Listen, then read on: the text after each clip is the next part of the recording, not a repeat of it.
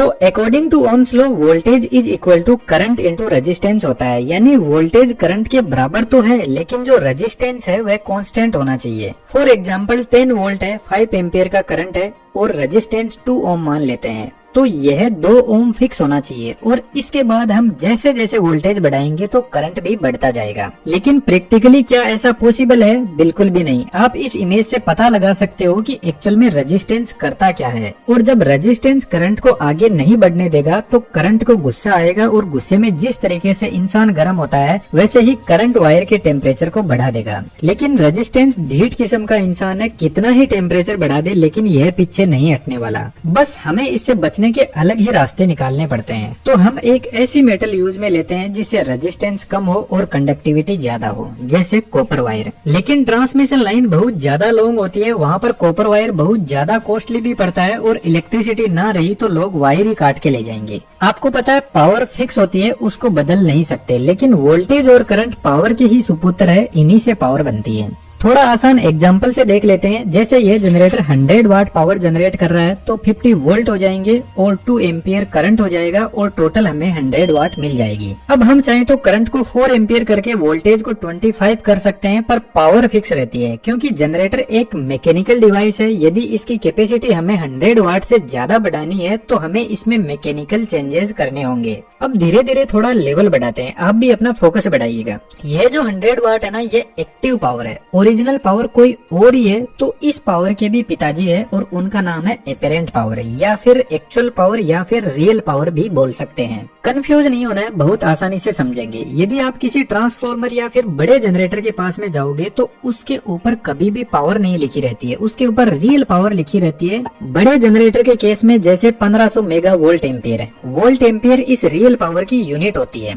अब इस real power के 2 सुपुत्र है, एक का नाम है एक्टिव पावर और दूसरे का नाम है रिएक्टिव पावर। पहले एक्टिव पावर के बारे में थोड़ा जानते हैं। यदि हम पुराने जमाने में चले और आपने इस टाइप का बल्ब देखा हो फिलामेंट वाला, इस बल्ब के यदि आप पास जाओगे तो जब ये ऑन होता है तो गर्म हो जाता है। या फिर आपने ऐसी मर्क्यूरी देखी होगी जो बहुत ज्यादा गर्म हो जाती है ऑन करने पर। अभी कुछ टाइम पहले मैंने आपको इमेज दिखाई थी जिसमें मैंने बताया था कि रेजिस्टेंस कुछ ऐसे कर्मकांड करता है जिसकी वजह से वायर का टेम्परेचर बढ़ा देता है। तो यार इस बल्ब में एक्चुअल में रेजिस्टेंस ही होता है जो टेम्परेचर बढ़ाकर हीट जनरेट कर रहा है और उस हीट को लाइट एनर्जी में बदल रहा है। तो यह जो बल्ब है ना, इसके अलावा भी heater, toaster, oven and coffee maker, iron, यह सभी हीटिंग से ही अपना काम करते हैं। तो इन सभी को बोलते हैं रेजिस्टिव लोड, और यह सिर्फ और सिर्फ एक्टिव पावर ही कंज्यूम करते हैं। कहने का मतलब एक्टिव पावर एकदम क्रीम होती है, उसी को खाते हैं। और इस एक्टिव पावर के सुपुत्र वोल्टेज और करंट होते हैं जिससे यह काम करते हैं। अब हमारे घरों में इस टाइप के लोड बहुत कम अवेलेबल होते हैं क्योंकि इन लोड से हमारे सभी काम नहीं हो सकते। तो कुछ अदर लोड भी हमारे पास में होते हैं जैसे induction motor, washing machine, air conditioner. और यह जो लोड है ना, इन सभी में मोटर लगी रहती है और मोटर में कोयल होती है। इस कोयल को हम इंडक्टर भी बोलते हैं। और यह जो कोयल होती है ना, इसमें थोड़ा बहुत रेजिस्टेंस भी होता है जिसकी वजह से जब मोटर चलती है तो गर्म भी होती है। इसमें जो रेजिस्टेंस होता है ना, उसको बोलते हैं रिएक्टेंस। अब आप बोलोगे यह क्या भला है? इस बला को तो हम बाद में देख लेंगे, बस इतना ध्यान रखो कि जो इंडक्टर वाले लोड होते हैं ना, उनको इंडक्टिव लोड बोलते हैं।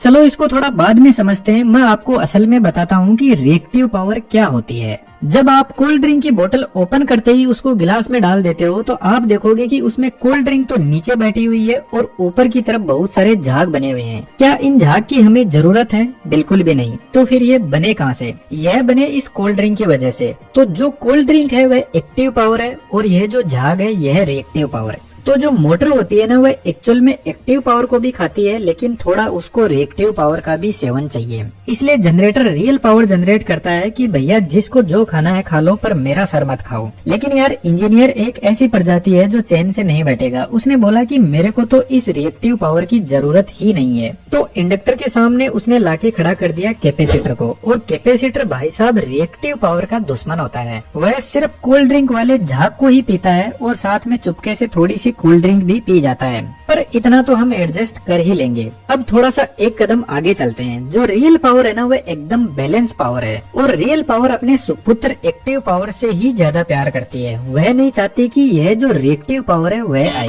लेकिन क्या करे, नेचर का नियम है, ओपोजिशन होना जरूरी है, ओपोजिशन के बिना कुछ काम होता नहीं है सही से। तो फिर रियल पावर ने क्या किया, एक पावर फैक्टर नाम का एजेंट बनाया स्पेशली रिएक्टिव पावर को सुधारने के लिए, क्योंकि प्रॉब्लम रिएक्टिव पावर खड़ी करती है। यह कुछ पावर को वेस्ट कर देती है और अपेरेंट पावर चाहती है कि वह पावर वेस्ट ना करे। अब जब मोटर चलती है तो वह एक्टिव पावर तो कंज्यूम करेगी ही करेगी, वह तो फिक्स है, लेकिन रिएक्टिव पावर को भी कंज्यूम करेगी और रिएक्टिव पावर पावर फैक्टर की टांग खींचती है और अपने पलड़े को भारी कर देती है, जिससे पावर फैक्टर डाउन होने लगता है। तो हम बोलते हैं कि पावर फैक्टर लैग कर रहा है, यानी लैगिंग पावर फैक्टर है, और यह वोल्टेज को कम कर देता है, और वोल्टेज कम होगा तो कोई भी इक्विपमेंट सही से काम नहीं कर पाएगा।